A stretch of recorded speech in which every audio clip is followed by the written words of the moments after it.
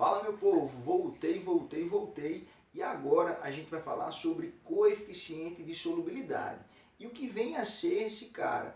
Coeficiente de solubilidade, pessoal, é a quantidade máxima de soluto que eu consigo dissolver em uma quantidade padrão de solvente. Isso em uma dada temperatura. E é muito importante você frisar esse fator temperatura, porque a mudança de temperatura vai alterar a solubilidade da espécie química. Professor, e a pressão? Pessoal, quando você tiver uma solução formada por um sólido em um líquido ou entre dois líquidos, você não precisa falar do fator pressão. Você só vai se preocupar com esse fator quando a solução ela tiver um gás dissolvido em um líquido, beleza? Então, coeficiente de solubilidade é a quantidade máxima de soluto que eu consigo solubilizar em uma quantidade padrão de solvente. Isso em uma dada temperatura. Eu trago para vocês aqui o primeiro exemplo, que é o cloreto de sódio. Que eu estou dizendo a vocês que eu consigo solubilizar no máximo 36 gramas desse sal em 100 gramas de água. Isso na temperatura de 20 graus Celsius. Lembrando que se eu modifico a temperatura, eu altero o meu coeficiente de solubilidade. Eu altero a quantidade máxima desse cara que eu consigo dissolver. Isso para mais ou para menos. Depende muito do meu sal. Beleza? Então eu quero começar mostrando três gráficos, que são esses três aqui, pessoal. O primeiro gráfico, eu quero deixar claro para vocês o seguinte. Eu tenho o eixo, que é o coeficiente de solubilidade, que é a quantidade máxima desse cara que eu consigo dissolver em 100 gramas de água. E no outro eixo eu tenho a temperatura. Essa curva aqui, pessoal, é o que a gente chama de curva de solubilidade. Então, o que é que eu quero mostrar a vocês? Graficamente falando, se eu tenho aqui uma mesma temperatura, todo e qualquer ponto que estiver abaixo da curva, eu terei uma solução insaturada. Todo e qualquer ponto que ficar exatamente em cima da curva, eu terei uma solução saturada. E se esse ponto estiver acima da curva, eu terei uma solução supersaturada. Observem que eu frisei aqui, que é na mesma temperatura. Então, graficamente falando, abaixo da curva insaturada, em cima da curva saturada e acima da curva supersaturada. Outro detalhe legal, pessoal, para falar para vocês, é que essa reta aqui, essa curva, ela é ascendente. O que isso significa? Significa que o aumento da temperatura está fazendo com que eu tenha um aumento da solubilidade. Então, nesse caso, nós dizemos que essa solubilidade ela é endotérmica. Então, quando você aumenta a temperatura e, consequentemente, aumenta a solubilidade, você tem um caso de solução endotérmica ou solubilidade endotérmica, beleza? É quando a temperatura e a solubilidade são diretamente proporcionais. Tranquilo? No segundo caso, eu tenho o contrário. Observem que minha curva ela é descendente, a minha reta ela é descendente. Ou seja, o aumento da temperatura está fazendo com que eu tenha uma diminuição da solubilidade. Então, agora eu tenho um processo inversamente proporcional. O aumento da temperatura diminui a solubilidade. Nesse caso, eu tenho uma solubilidade exotérmica, que é a solubilidade característica da dissolução de um gás em um líquido. Porque, pessoal, todo e qualquer gás vai ser solúvel em um solvente líquido, visto que quando ocorre essa solubilidade, existe uma interação soluto-solvente, fazendo com que a energia do meio ela diminua drasticamente, isso tornando o sistema termodinamicamente favorável, ou seja, estável.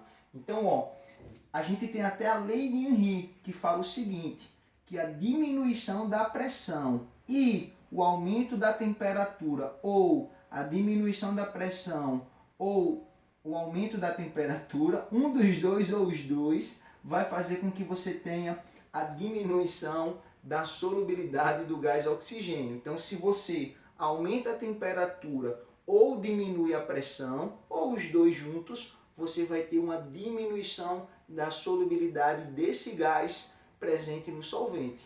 Um exemplo bem cotidiano nosso é o refrigerante, pessoal. Quando a gente abre o refrigerante, se ele tiver um pouco mais natural, um pouco mais quente, o que é que acontece? Eu vou diminuir a pressão e eu vou jorrar tanto gás para fora, o gás ele escapa tão rapidamente que é capaz de ele jorrar o refrigerante junto, porque ali eu tenho muito gás. Então, como eu tenho a diminuição da pressão, esse gás é liberado. Porém, se o refrigerante ele estiver geladinho, o que é que acontece? Você percebe a saída do gás, mas não tanto como se ele estivesse natural. Isso porque a temperatura ela está mais baixa, fazendo com que a solubilidade do gás seja maior, beleza? E o último gráfico é quando eu tenho um caso específico, que é quando mostra um ponto de inflexão. Esse ponto ele traz uma parte da curva sendo ascendente e a outra parte sendo descendente. É muito comum encontrarmos esse tipo de curva em sais hidratados, beleza? Então não esqueçam, pessoal, aumentou a temperatura, aumentou a solubilidade, processo diretamente proporcional, solubilidade endotérmica. Aumentou a temperatura, diminuiu a solubilidade, inversamente proporcional, solubilidade exotérmica. Tranquilo? Agora a gente vai para a parte especial. Se você não entender, eu vou aí lhe buscar para você aprender isso aqui comigo hoje. Não tem como não aprender, viu? Presta atenção. Ó, se liga nisso aqui, pessoal. Vamos supor que eu tenha esse coeficiente aqui, ó, 36 gramas de cloreto de sódio em 100 gramas de água a 20 graus Celsius. Esse é meu coeficiente de solubilidade. O que é que eu vou fazer? Eu vou colocar aqui dentro 35 gramas desse sal. Então, vou agitar e eu vou perceber que todas essas 35 gramas foram solubilizadas. Ou seja, eu não atingi o coeficiente de solubilidade. Significa que eu ainda posso dissolver uma certa quantidade desse sal. Logo, nesse momento, você tem uma solução insaturada, que é quando você ainda consegue dissolver uma certa quantidade do soluto, beleza? Vamos supor que agora o que é que eu faça? Eu acrescente mais 1 grama. Então, coloquei mais 1 grama, totalizando os 36 gramas. Nesse momento, você passa a ter uma solução saturada. Significa dizer que a solução saturou. Você atingiu o coeficiente de solubilidade. Então, nesse momento, você tem uma solução saturada. Agora a gente tem a parte especial. Vamos supor que eu acrescente mais 0,5 gramas, totalizando 36,5 gramas. Vou agitar e o que é que eu percebo? Eu percebo que essa quantidade a mais que eu coloquei, eu não vou conseguir solubilizar. Vai começar a se depositar no fundo do meu recipiente.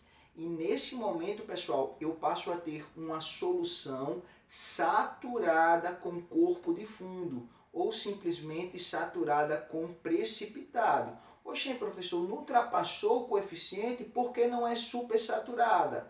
Porque para ser supersaturada, além de ultrapassar, essa quantidade ela tem que ser dissolvida. Ou seja, a solução supersaturada é homogênea, só pode ter uma fase. E aqui eu não tenho uma fase, eu tenho o sal que foi depositado no fundo do recipiente. Então você tem uma solução saturada com precipitado. Não esqueçam disso. Professor, e quando eu tenho uma supersaturada? Pessoal, se liga. O que é que eu vou fazer?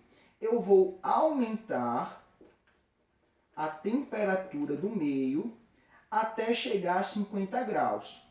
Ao chegar em 50 graus, o coeficiente agora passa a ser 37 gramas. E a soma do que eu tenho aqui dá 36,5 gramas. Ou seja, eu não atingi o coeficiente de solubilidade a 50 graus.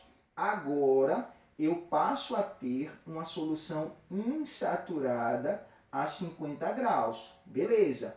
E o que é que eu faço? Agora, eu vou retornar para a temperatura original, temperatura de origem, que é 20 graus. Só que esse retorno tem que acontecer de forma gradativa. Por quê, pessoal? Porque essa solução que eu quero produzir, que é uma solução supersaturada, ela é altamente instável. Então eu não posso fazer esse retorno por meio de uma agitação, por exemplo. Quando eu voltar, pessoal, aquela quantidade a mais que eu tinha acrescentado, eu vou conseguir ter solubilizado. Então, mesmo chegando na temperatura de 20 graus, a quantidade a mais eu consegui solubilizar. Por quê? Porque eu alterei a temperatura e depois eu voltei de forma gradativa. Então, é nesse momento que você tem uma solução supersaturada, porque você ultrapassou o coeficiente de solubilidade, só que essa quantidade a mais que você colocou, você conseguiu solubilizar. Como? Com a ajuda de um fator externo. E esse fator foi a temperatura, beleza? Só tomem cuidado que a solução supersaturada, ela é altamente instável. Então, qualquer perturbação ao meio vai fazer com que aquela quantidade a mais que você conseguiu solubilizar volte a se depositar no fundo do recipiente, fazendo com que você deixe de ter uma solução supersaturada e passe a ter uma solução saturada com precipitado, ou simplesmente saturada com corpo de chão, beleza? Então um beijo para vocês, espero que vocês tenham entendido e qualquer dúvida já sabem, é só me procurar. Valeu!